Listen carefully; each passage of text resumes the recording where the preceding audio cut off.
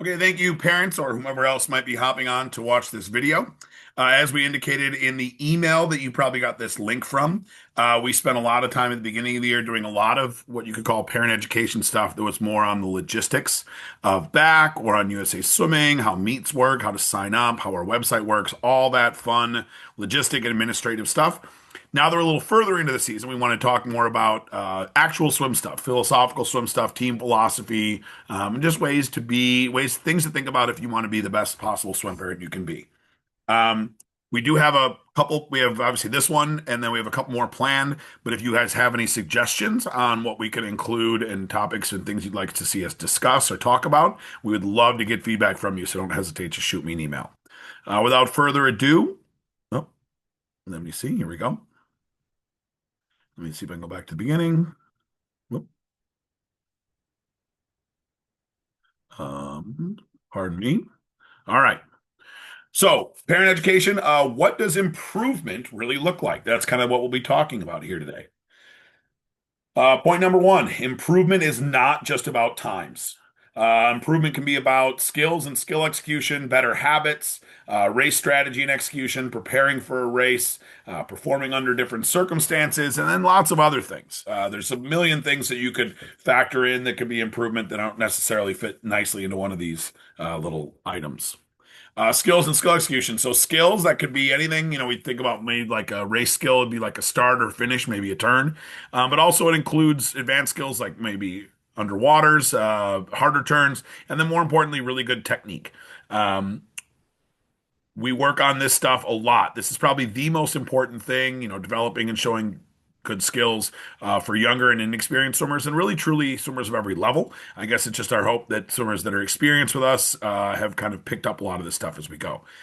We teach these skills every day in practice and work on them all the time, but we got to realize that executing these skills in a race is way harder than it is in practice. In practice, maybe your flip turn that you did a really good job on was your fifth one in a row, and maybe we did some drills to work towards it, and then you get one shot at it in a race, and there's a lot of other things to think about, and you're working the hardest you can, and there's a lot of people watching you, and. So it's important for parents to know that executing these skills is way harder in a race than they are in practice. Now, what do we mean that improvement can be about skill and skill execution? I promise every slide doesn't take this long. Basically, just talking about there's more to it than just times, right? So if you have a swimmer that did a 50 backstroke once and did an open turn, they skipped their flip turn because they were just got nervous and they decided not to do it, and they went 1 minute. And then the next time they went 101, but they did a flip turn. That is an improvement. It's not a faster time. It's not going to show up as a best time in the after meet report, but I would challenge any coach to say that that's not a massive improvement from the previous race. Um, Other things like underwater kicks and just general skill execution. Improvement could be about having better habits. Habits are just skills we execute regularly. We want to establish these good habits when swimmers are younger. It leads to more success later.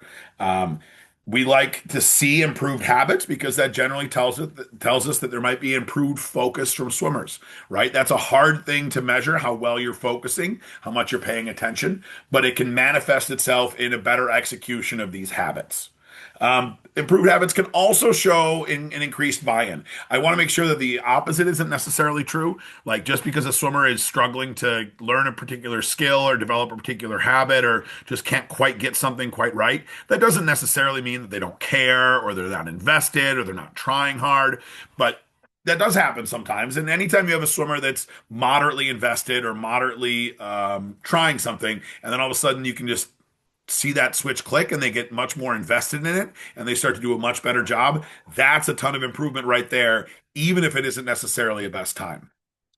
Your race strategy and execution, they're ways you can improve that aren't necessarily going to show up in a best time report. This is true for swimmers of all ages, but maybe increasingly so as swimmers get older. That's because older swimmers tend to have an expanded event selection, and they, have races that tend to involve more strategy. When you're doing a 25 free, there's a lot to execute, right? You got to have a great start, you got to have a great streamline, good underwaters, don't breathe on your first stroke, high turnover rate, lots of kick, don't breathe more than you have to, reach and roll on your finish. That's 8 to 10 things right there that are involved. But I dare say that a 400 IM has a lot more stuff and a lot more strategy and things you have to execute in order to do it properly. Sometimes what we're looking for improvement is more about setting up future races than the one they're doing right now. A couple weeks ago at the HSSB meet, I had a swimmer I was talking to, and the only thing I wanted them to focus on for their 50 free was high tempo. I didn't care how sloppy they were. I didn't care a lick about their time. It's just their default way is having this beautiful stroke that looks so nice and smooth, and that's great, and they've been successful with that. But if we want to get to their ceiling right now, it means they got to learn how to race and just have a little bit more tempo with that. Similarly, maybe a skill for an older swimmer might be where we're setting up something now and we see improvement in the short term that's going to lead to long term, even if it means worse, quote unquote, worse times right now, is maybe how you approach a race, right? Like a 200 free, you got to take out in a Goldilocks zone, not too hard, but not too easy either. And if you have a swimmer that is always taking it out a little too relaxed, maybe a huge improvement for them, a big step in terms of developing the potential in that race would be taking it out a lot harder, right? And that might not be the best way to do it in that moment, but it's going to be the best way to do it going forward. Race preparation. So getting physically and mentally ready for a race. Are you warming up and cooling down? I put question marks here because we kind of have different expectations for different ages and obviously different meets and different facilities. You're not always going to be able to warm up and cool down. But if it's appropriate for your swimmer's age and a possibility, are they doing that, right? A swimmer that is engaged in that race and preparing properly, that's an improvement in and of itself. Improved preparation, talking to a coach beforehand or coach afterwards, talk about what do I need to do or what do I need to do next time. Getting behind the blocks on time, right? If that's something your swimmer has struggled with, we'd love to see him back there on time, getting ready for their race. Even if then they have a slower time, that's a step in the right direction for us. Then once you're behind there, you're focusing, relaxing, or whatever, right? Different swimmers get ready for races mentally and physically ready in different ways. Some get really hyped up by cheering for teammates. Some like to kind of be in their own space and in their own head. And honestly, like some of these things, figuring out what works for you to get ready for a race, figuring out how you can get physically and mentally ready to perform your best, that is so much more important than dropping a half second in your 100 free, right? I would take a swimmer that has a meet where they figure out a lot about themselves and go no best times than a swimmer that rolls a Yahtzee and improves every time, but they just did it by rolling off the bus and just seeing what happens. Um, just like a lot of good habits, this proper race prep can show that a swimmer's, increasing their focus and that's good buy-in. And these are all phenomenal things for what we want for long-term development. Improvement can be just not necessarily about how well you perform, but under what circumstances you perform, right? Not times in every meet are not equal. A lot of the stuff, examples you could throw out here are for older swimmers, but this is true for kind of any age. I'm thinking of, it's a lot easier to be comfortable and have a great race at Middleton, the pool you maybe have practiced at 2 times a week for the last 2 years, than it might be at the Howard Swamico meet, right? Or it might be a lot easier to practice at Verona, where you've had 4 or 5 meets in a brand new pool, that you've never been to before. It might be easier to perform if you slept in your bed last night versus a hotel. It might be easier to perform if you had a short drive to the meet versus sat in the car for 2 hours. A swimmer having these extraneous circumstances and still being able to perform, let's say, a second or third best time, that might be more impressive and that might signify more improvement than that same swimmer going a best time 3 weeks earlier to meet where they were much more comfortable, right? And again, this is all setting up a kind of long-term success. Performing under tough circumstances isn't even a best time. Even if it isn't a best time, is huge. Point number two, improvement looks different at different ages and stages. Obviously, this is a continuum, but kind of just for the quick bullet points here, I kind of lumped in younger slash inexperienced and older slash experienced. Obviously, there's a lot that exists in between, and there's a lot of our older swimmers who are relatively inexperienced, and you could have a younger swimmer, say an 11-year-old that might have been on the team since they were 6 or 7, and we're going to have different expectations for them than an 11-year-old that's in their second season with us. But generally speaking, for younger swimmers, what improvement looks like at this age is maybe just executing the basics, right?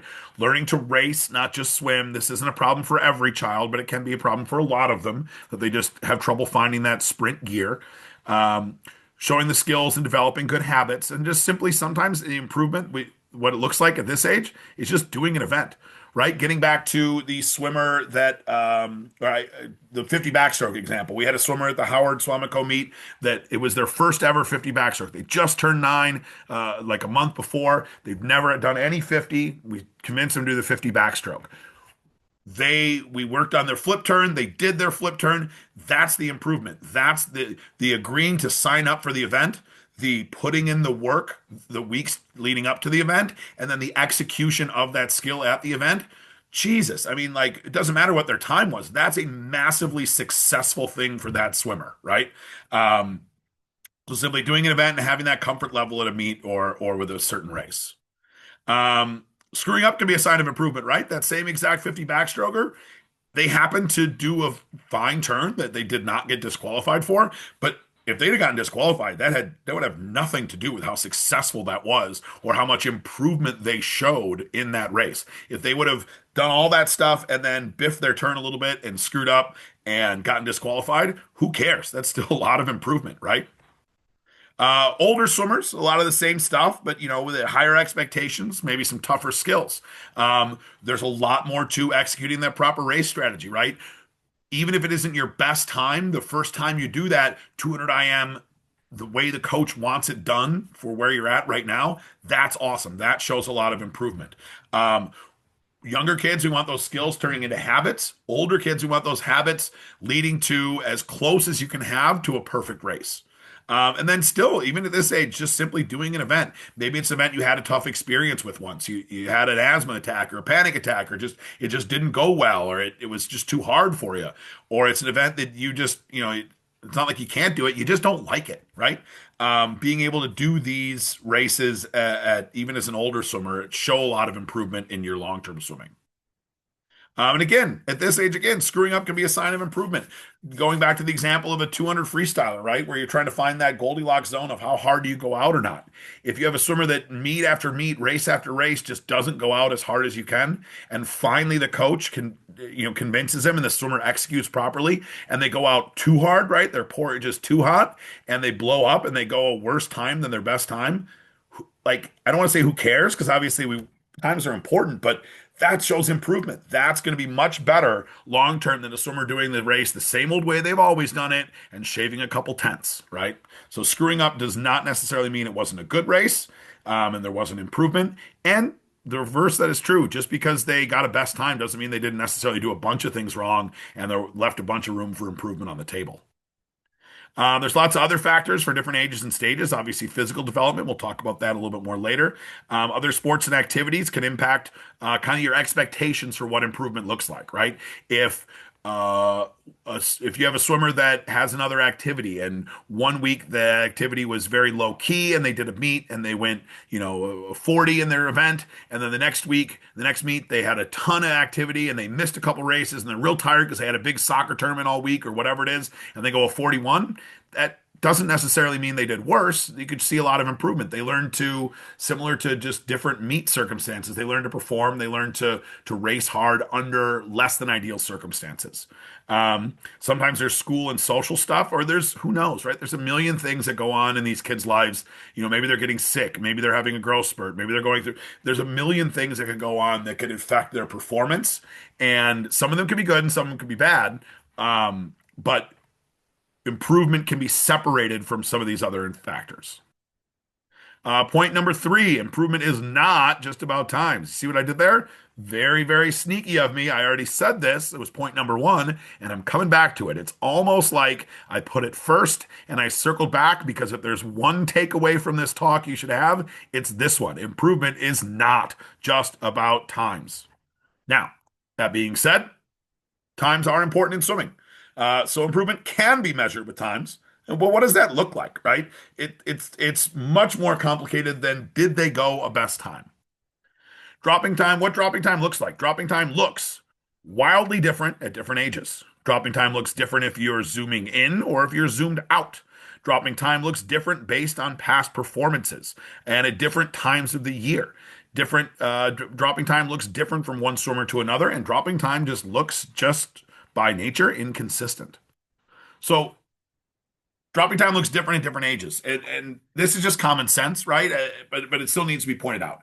Our younger swimmers might go this entire season where every single meet they do, they're going to go a best time.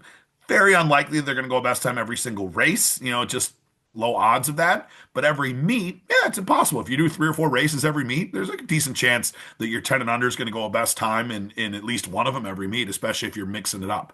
That is very much not true for our older swimmers, and that's by design. It's also natural, so it's nothing to freak out about. If your 9-year-old is going a best time every weekend and your 14-year-old is not, that is exactly how it's supposed to go. Our older swimmers prepare to really pop maybe only 3 or 4 times a year, and pop doesn't necessarily mean a guarantee of best times or even an expectation of best times. It just means better performances.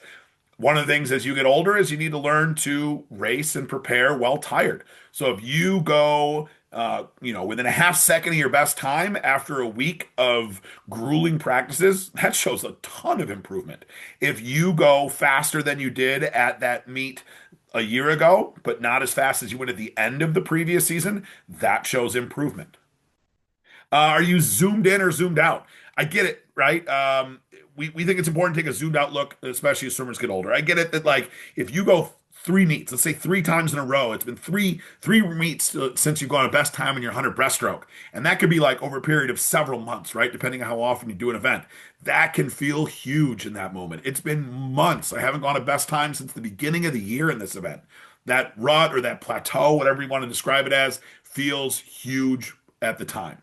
Um, but the more you zoom out, the more you're likely to see that it just is part of the process, right? You're not going to go best times every time, and that when you zoom out, it's going to look a lot different. Time is different for kids. One, obviously, like if several months is kind of long for adults, it's an eternity for kids, right? My birthday's 2 months away. Like, oh my God, that's forever. Meanwhile, as parents, we're panicking and trying to make sure Urban Air has a room that we can rent that weekend and getting birthday invitations out because to us it's just around the corner. Kids experience time differently. But I also wanted to put that on there to show that kids kind of don't necessarily experience the bad stuff washes away from kids much more quickly too. I was talking to a swimmer at All City this year. It's a 10-year-old swimmer who's been on our team now 2 years, and they had a great meet. They finaled in both their events. They had all these medals. Their relays did so well. They were on cloud nine. Amazing job. And I happened to look up because I had a feeling their performance 2 years ago when they were 8, right? So it's a little bit of apples and apples, right? Top of your age group, top of your age group. And I asked this swimmer, I said, hey, so how do you think you did 2 years ago in your events? And they were like, well, probably pretty good, right? I'm pretty good. And I was like, well, yeah. So what do you think? You got finals both? Yeah, yeah, for sure. I got finals both. You got a bunch of medals? Yeah, yeah. I think I got a bunch of medals 2 years ago. I said, well, look, here's my phone. Here's what happened 2 years ago. They had disqualified in both of their individual events, right? Like we want to stay away from like the binary good meet, bad meet, but it's hard to argue that that was a great meet for them where they got DQs in both their individual events in the last meet of the season. But here we are 2 years later, and not only was it not a thing for them anymore where they were still upset about it, they had 100% memory hold it and they had no idea it had ever happened, right? So I get it when nobody wants their kid to have a bad moment, nobody wants their kids to have a bad experience, but that perspective and how kids experience time is super important when we're looking at improvement and looking at ruts or plateaus or what does dropping time look like. We want to look back relative to past performances. I want to say, considering two swimmers, let's say you consider there are two swimmers in an event with the exact same seed time, Joey and Johnny. And Joey just went that time like a year ago, hasn't done this event in a whole year. And Johnny just did it last meet, and he dropped 5 seconds to get the seed time. That's a great swim. One, Johnny's probably not going to best time again. Johnny's probably not improving more often that. If you have a swimmer that has these incremental drops, it's likely and possible that they're going to see another incremental drop next time. But anytime you see this massive paradigm shifting drop in an event, it's much more likely they're going to go a second best time ever the next time they do the event.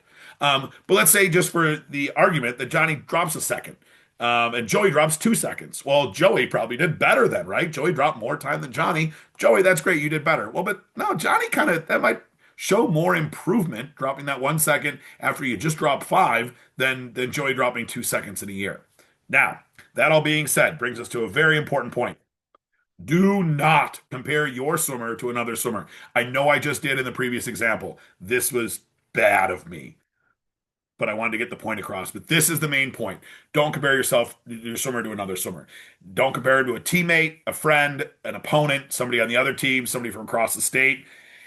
If you inadvertently or intentionally set it up in your swimmer's mind that Joey beating Johnny or Johnny beating Joey is a measure of their success. You've taken it 100% out of their hands, right? You've now determined success not just based on what they do in the pool, but on what somebody else does in the pool. And you and they have no control over what that other swimmer does. This is a recipe for disaster. Let your swimmer do what they're doing. Let your swimmer compare themselves to their best, compare themselves to their execution, right? If we're just talking about times, look at your times, look at your best time, look at your time from this meet a year ago, look at your comparable situation times. Don't compare your swimmer to another one. Um, Dropping time looks different for each swimmer, right? We talk about chronological age versus biological age. Anytime that there's a picture on Instagram of an 11-12 boy relay that set, a team record or a state record or one state or a national record or whatever, right? It's invariably there's like a tiny little pipsqueak, and then there's like just a 6 foot dude with a mustache, right? And they're all 11-12s. They're all, quote, the same age, but they are vastly different biological creatures, right? This can be true at any age. There's kids that not even just setting puberty aside, right? There are kids that just are taller and developed at younger ages, and then other kids catch up. Um, Besides that, besides just the chronological age and the developmental age, you have different goals at different meets. This can be true for swimmers within the same team or even swimmers within the same group. You get no better example of this than a week or sorry, 2 weeks from now with the holiday splash, depending, I guess, when you're watching this. But our holiday splash meet, you're going to have some swimmers that already have kind of their, some of our 12 and under swimmers kind of already have their full boat of single age state cuts, and they might not even do as many meets or events at the meet, and they're certainly going to be prepared differently than a swimmer in the same group that is so close to a couple state cuts and they really want to get it, and the coach did some different things to prepare them differently for that meet. And then all the outside factors, like we talked about, right? There could be a million things that, when you're looking strictly at times, there could be a million reasons why Joey struggled and Johnny didn't, or vice versa, that have nothing to do with their success in the end of the year, their success long term in the sport. It's just a measure of where they're at right now, and there's a million factors, outside factors, that could influence that. I circled back again. Look at me, what a rascal. Do not compare your swimmer to another swimmer. Again, I can't tell you honestly if there's a thing that's the most surefire thing to wreck your swimmer's joy in the sport, this is it. So please don't. Time drops look inconsistent. This can be so frustrating for parents, right? How can my swimmer go so fast one meet and not as fast the next meet, right? It's a really simple thing. They're just swimming down the pool, or they're just doing a 50 backstroke. How can they possibly be 4 seconds faster than or 4 seconds slower than they were 2 weeks ago? I totally get it, but it makes a ton of sense, right? And there's kind of two analogies, and I don't know which one applies to your life better, but depending on what you might do for work, I would imagine you feel that you are better at your job than you were 2, 5, 10 years ago. But I think it would be a stretch to say that every day you've done better than you did the day before, or every week, or every quarter, right? You've had ups and downs in your job performance or whatever it is that you do. Similarly, if you imagine yourself trying to learn a new skill, right? If you're trying to take up golf and you're like, well, I'm going to go to the driving range once a week, and once a week I'm going to play 9 holes, right? You would hope that your scores after a year, or your 3 scores a year from now, an average, are going to be better than your first 3 rounds. You would expect that. But it'd be ridiculous, and you would never expect of yourself that you're going to incrementally improve an even amount every time. You're going to have a round where you just can't hit it, or you just can't putt, and you just suck, and you gain a bunch of strokes. You're going to have a round where you're just on fire, and you can do no wrong, and it's the best you've ever played, and it might take you 2 months to get back to that level. These are all things we would know and expect of ourselves if we were in these situations. It's important to remember to step back and realize that these are the situation our kids are in and understand it accordingly. And remember, like, where that analogy falls apart a little bit, it's these are kids, right? They're not developmentally, they're not mentally as developed as we are. They're not physically as developed as we are. They don't have the coping skills. They don't have the patience. They don't have the whatever it might be. All these things that are true for you, that you've gotten better at your job overall, but not incrementally, and you would get better at a new skill over time, but not evenly, those apply doubly or triply to kids. I came across this quote on a Facebook forum the other day. I tweaked it a little bit, but nobody drops time at every meet. If they did, we'd see a lot more 0.00 seed times, right? Obviously, it's absurd to think a swimmer's going to drop time every single time. Point number five. Oh, look, improvement is not just about times. Again, just getting back to the main thing. This is the main takeaway of this talk is that there are a million ways a kid can quote improve or a kid can quote do better in a race and not have a best time and not drop time and have a red time in that Meet Mobile app. Um, so what we teach the kids and how you can help. Basically, all of the things that we've covered in this video, your child has heard or heard a version of or will hear a version of. Obviously, not all of it's developmentally appropriate for a ribbon swimmer, right? But we will have these conversations with kids prior to meets, at meets, casually, formally, all these different ways. These are the messages we convey to kids, and we want to make you guys aware of what we're saying to the kids. Honestly, the number one thing you guys can do to help is let the coaches coach, right? That doesn't mean you're not involved. There's actually a super important thing you guys can do. If we all accept as true the fact that there's a lot of ways for a kid to improve without dropping time, and it's about maybe skill execution or race strategy or good habits, you can enforce your child thinking about those by having that conversation with them.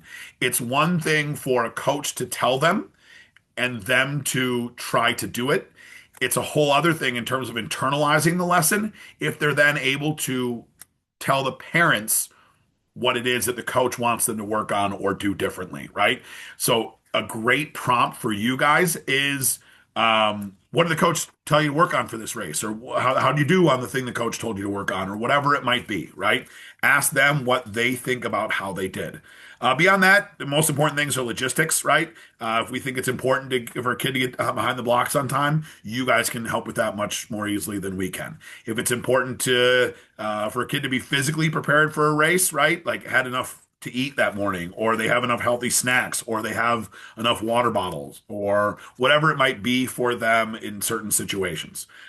So yeah, that's the number one role of parents is logistics and then reinforcing the message from the coach. The things you shouldn't do are obsess over, not a best time, obsess over, a red result on Meet Mobile, stuff like that.